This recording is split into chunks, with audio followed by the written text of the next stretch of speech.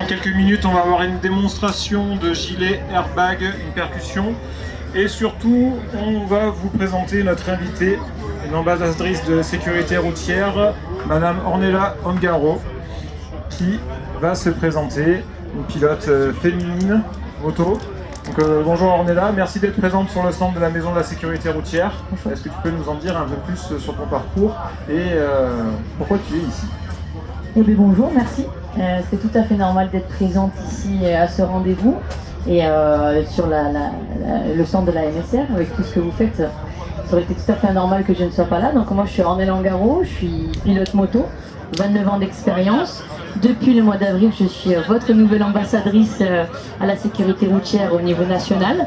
J'avais profondément envie de mettre ma petite pierre à l'édifice en plus de tout ce qui avait été fait. Du fait d'avoir vécu des accidents personnels et puis de par mon expérience et pour amplifier le travail qui est effectué pour donner un petit coup de main. Et puis je pense aussi que peut-être que ça peut aussi être cool de voir une pilote comme ça qui a une certaine expérience, que ce soit sur la route et sur circuit, qui sait bien faire la part des choses et qui a eu fait des courses sur route.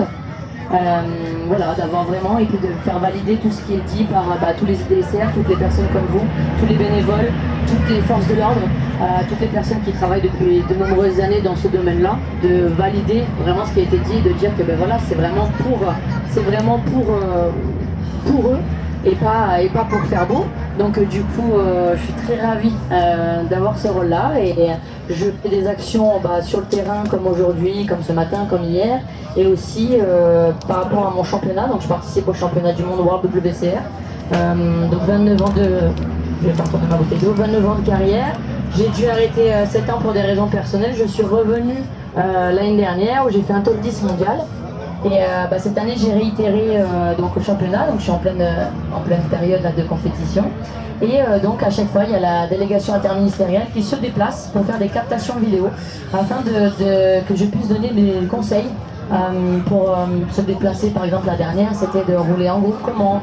Alors bien évidemment personne n'est un imbécile, c'est pas ce que l'on dit, c'est simplement de répéter les choses et de, comme j'ai dit tout à l'heure, de valider ce qui est déjà dit par tous les EDSR, les bénévoles et les forces de l'ordre pour bien montrer que c'est pour qu'on puisse rouler en sécurité. Et la moto c'est la liberté.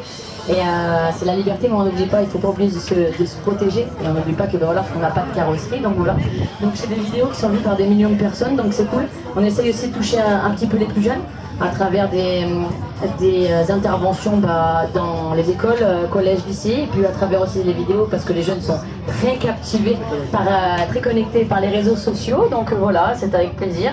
Je suis encore là dessus de toute façon jusqu'à fin 2026, mais je pense que l'aventure continuera bien plus loin parce qu'à partir du moment où il y a de la volonté et où il y a du positif et que c'est viscéral, je pense qu'on pourra aller bien plus loin et voilà. Qu'est-ce que tu pourrais dire comme message à tous les motards qui sont présents sur le Mont Blanc ce week-end avec voir des pilotes comme toi rouler pendant 3 jours? Est-ce qu'il n'y a pas un risque que derrière... Voilà, justement, c'est vrai qu'on est toujours excité, hein, même moi, quand on voit tout le monde rouler, même moi je fais pas d'endurance, c'est pas une discipline qui m'intéresse. Puis quand on est une femme, c'est vrai qu'on ne nous donne pas le même accès à pouvoir performer en tous les cas dans cette discipline. Donc du coup, ça m'intéresse absolument pas. Cependant, c'est vrai que de les voir rouler, même moi, ça m'excite. Sauf qu'à savoir, la route, ce n'est pas un circuit. Ici, on a des dégagements, surtout ici. On a des motos aussi qui sont adaptées pour pouvoir attaquer. Il y a des pneus, c'est de la tuerie. On a des freins des suspensions on a un équipement qui est encore peut-être même plus complet de ce qu'on pourrait avoir au quotidien. Parce que ceux qui roulent pas avec l'airbag d'ailleurs c'est un peu un tort, mais en tous les cas ici c'est obligatoire. Et voilà, donc du coup ne pas réitérer ça. Et c'est pas parce que tu es nul que tu vas du coup rouler doucement sur la route, absolument pas. C'est parce que ici c'est fait pour.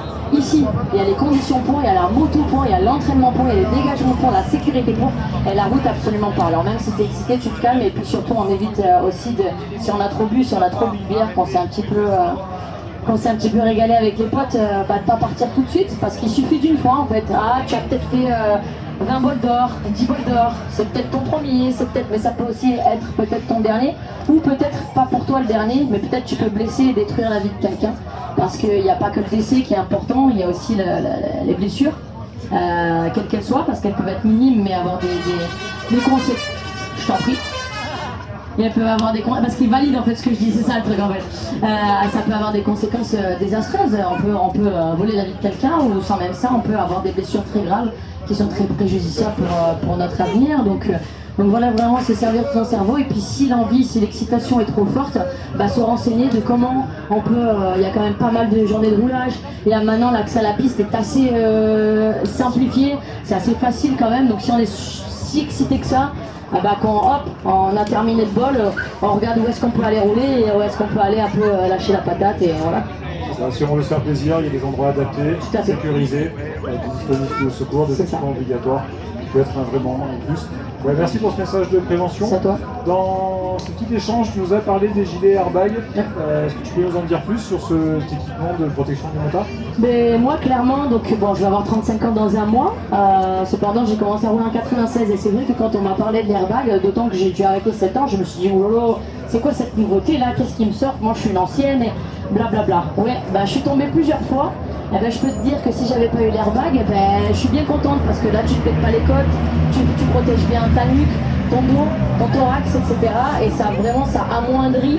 Alors ça n'enlève pas tout, évidemment, sinon ça serait trop long et s'il suffisait juste d'avoir un airbag pour en avoir rien, là ça serait la belle à vite.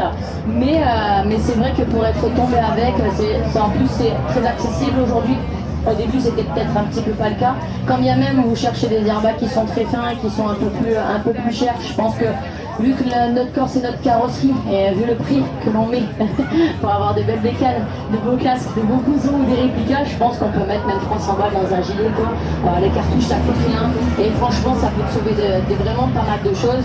Et voilà, après aujourd'hui c'est pas encore obligatoire, la question faut pas me la poser d'ailleurs, mais je vous dis, c'est pas. Voilà, c'est un peu complexe aussi parce que d'obliger les gens, voilà, les moteurs ont un caractère aussi assez spécifique et je pense qu'avec le temps on comprendra, ils comprendront, parce que pour moi c'est pas le cas, ça a été fait, vraiment la nécessité d'en avoir un, donc voilà, là on va le voir et puis je vous dis, au niveau du prix, au niveau sécuritaire, franchement, faut arrêter quoi, c'est rien. Et puis il faut pas me sortir l'histoire tout à l'heure, j'en ai eu un en été, ceci, cela. On peut pas tout avoir, c'est comme dans la vie de tous les jours. Tu veux avoir une moto, la moto c'est la liberté.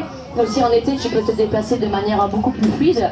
Alors à ce moment-là, tu veux pas te porter les équipements qu'il faut, écoute, tu restes dans ta voiture, tu vas râler pour les bouchons et puis tu n'auras pas cette liberté, tu seras pas à l'air libre et puis tu kifferas pas d'être sur ta bécane. Donc à un moment donné, il faut savoir ce que l'on veut et si on veut rouler motard, revenir embrasser ses enfants le soir, on se protège et on peut rouler en toute tranquillité.